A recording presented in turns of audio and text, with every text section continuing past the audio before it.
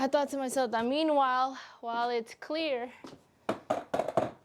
in here, might as well practice skating since it's raining. And I was watching Tony Hawk's masterclass. But it's not easy. Whoever told you it was easy is a lie.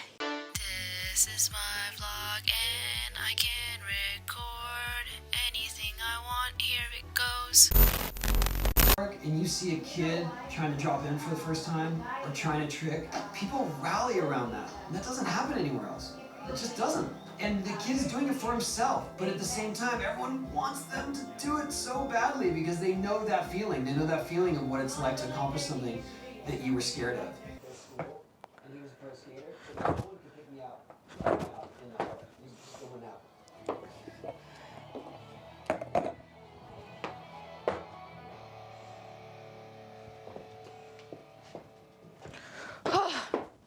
Jeez. Turning better now. Whoa, cool. Okay, I'm tired. I've been doing this for a while now. So this is my attic converting to my studio. It's very old school looking. We live in like 100-year-plus house.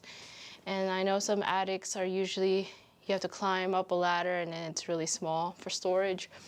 But our attic is a whole floor and we just tore down the room here. So there's just more room and then we still have to renovate it, obviously.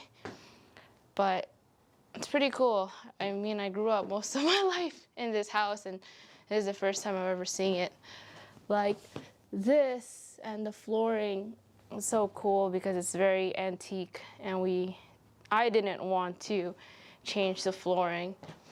I feel that it adds on to the effect if I want to do a photo shoot of a vintage look. I thought to myself that meanwhile, while it's clear in here, might as well practice skating since it's raining. And I was watching Tony Hawk's masterclass. But it's not easy. Whoever told you it was easy is a lie. Do your work. Don't worry about the world going by. It doesn't mean that you can sit around and not do anything. You've got to get your butt in gear and do it. And don't take no for an answer. Translate those ideas to cinema or to a painting or to whatever and figure out a way to get it done. So this plant here kept falling today and I was like really sad because this is my favorite plant that I probably own out of all of them. Sorry for our favoritism, but it is what it is. And even till this day, after buying it months ago, it's still growing little leaves. Like it just doesn't stop growing. So I really love this plant. And the person who I named it after gives me hope. Gives me hope that this person is doing well in life.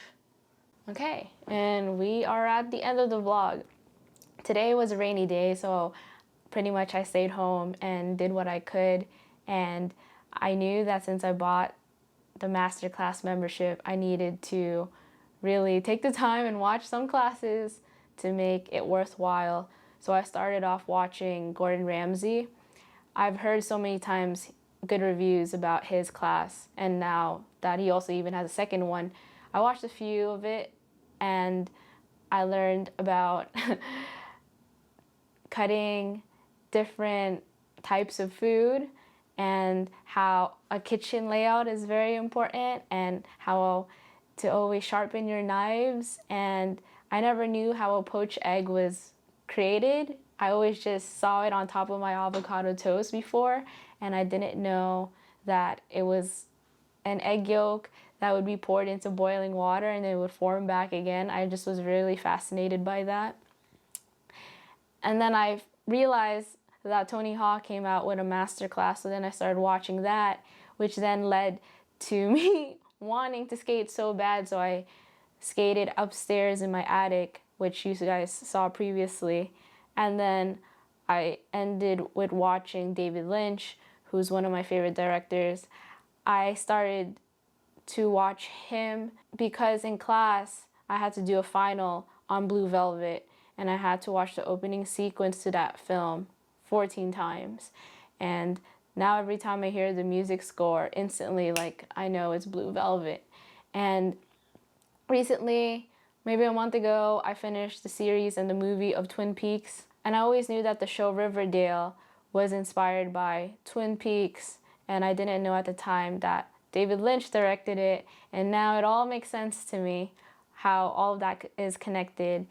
And I know David Lynch is a professor in some college teaching the same course on masterclass, which is creativity. I don't know how similar the course and what he teaches in the college is, but hey, now that I have the membership, I can now watch it and get something out of it and get probably maybe the same education. Masterclass, I'm not trying to sell it to you. I just want to share my experience so far with it, and so far it's interesting and you learn things, of course. However, what gets me with masterclass is that I love the storytelling. It always starts off with the story behind the instructor, how they started, what trials and tribulations that they've been through in order to be where they are now. They teach you different techniques in how to do certain things, but then my thing is, for example, you watch Martin Scorsese's class, and then it makes you so anxious. It makes you want to create a feature. And then obviously you're like, okay, I'm inspired. But then you remind yourself that we're in a pandemic and it's possible and kind of not possible right now to do all of that. So it's like a double-edged sword watching these classes. And I wouldn't suggest to watch all of the classes at once, because it's a lot of information, and I really suggest writing notes in a notebook. I didn't do that just because I was just listening to it and trying to see what I could retain, but I'm definitely gonna like watch it again just so I could remind myself what it is that I heard. I just listened to Tony Hawk again, and I was like, oh, I didn't even realize he said that. So then I'm just trying to remember what it is that I heard earlier. And what else am I grateful for? I'm grateful that I'm able to spend the day and focus on my assignments. Like I said yesterday, I always tell myself I'm going to go do work and then reward myself later. So today, my agenda is to finish my finals and my assignments that are due this coming week. And then tomorrow, I can do what I need to do, which you'll watch tomorrow. And so that's why now I'm focusing on literally my assignment for my directing class, which is to write 2 treatments. If you don't know what a treatment is literally a proposal to your film that you want to execute and share with a producer or someone who's higher up. And my professor gave us a story, and then we have to create 2 treatments because one is an adaptation. An adaptation is like, for example, like Harry Potter. Harry Potter was a book at first and then was adapted into a movie. And as you know, so many people complain that, oh, the movie didn't have every little detail that was in the book. Obviously, because it was adapted, so it was meant to just showcase certain parts in the book into the movie, because a feature film can't be that long or else the audience is going to either fall asleep. I already get all antsy when I'm watching Lord of the Rings for 3 hours, but that was when my dad would bring me to the movie theater, and I just dreaded, but I was supportive because I know how much he enjoyed those movies. To anyone who likes Lord of the Rings, I'm sorry. I'm more of someone who'd watch Star Wars, or I'd watch Harry Potter for that long. I can't watch Lord of the Rings for that long. And then literally that is what is my assignment. I have to create an adaptation to the story that my professor gave us to read. And then another treatment is using the story as a foundation point and then to make another film out of that. So I'm just like, oh my gosh, it sounds a lot, but it's doable. It's not that complicated. Just kind of got to sit and brainstorm and focus and then write it out and then submit it. And then the other final, I can't believe one of my classes is over this week. I'm the last person who's going to present. I do that on purpose so then I can see everyone else and see what they do, and then I'm like the best. I don't know. That's just my strategy. So that class, it's about P.T. Barnum. If you don't know who he is, you might have probably watched Greatest Showman with Hugh Jackman and Zac Efron, Zendaya. Literally, he is someone who's a business person who started the Ringling Brothers Circus, and then literally, I don't know, we have a class about that, and I have to do a presentation in regards to anything that revolves around him or the circus. So I decided that my topic would be talking about the past and present about circus films, because there was a time when circus films were just entertaining in a sense that people who just wanted to go to the circus because they just wanted to see things that they've never seen before, and everything was very joyful. And then all of a sudden there was like this strange transition to films where all of a sudden now they're all scary. When you think of clowns, instead of thinking happy thoughts, you're thinking of Pennywise, who's in the It films, and you're just thinking he's about to do something bad to you. It's the transition of the past to the present time of how circus films change. I mean, that sounds like a T-Hopper YouTube video. That'd be interesting. That's an idea. And that's pretty much it that I have to get done today. And so I'm going to focus on that, so then I can do what I need to do tomorrow. So thank you again for watching. I'm also grateful that you guys have been watching my vlog.